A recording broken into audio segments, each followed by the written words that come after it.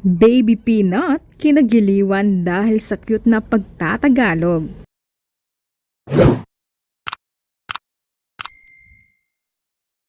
Umani ng good vibes at kilig mula sa mga netizens si Baby Peanut, ang anak ni Luis Manzano at Jessie Mendiola, dahil sa kanyang napaka-cute na pagsasalita ng Tagalog. Sa ibinahaging video ni Luis, makikitang masayang nag-uusap ang mag-ama habang unti-unti niyang tinuturuan si Peanut magsalita ng Tagalog.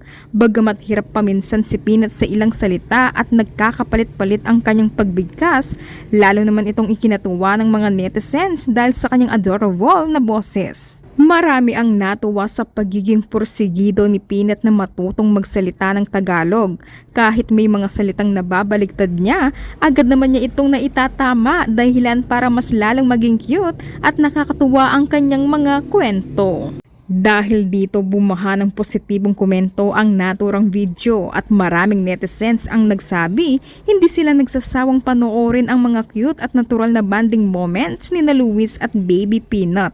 Tunay ngang hatid good vibes ang munting si Peanut na patuloy na nagpapasaya sa kanyang mga tagahanga sa social media. Kinagiliwan muli ng mga netizens ang pagtatagalog ni Peanut na tuwang-tuwa ang kanyang Papa Luis. Cellphone mo, naiwan mo sa banyo.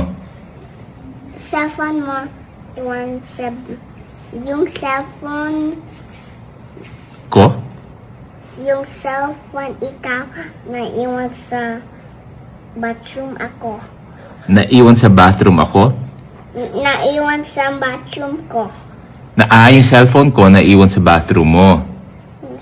Yes po. Yes po. Kinino yung cellphone? Sa akin o sa'yo? Sa akin. Sa'yo. Sa akin. Oh, sige.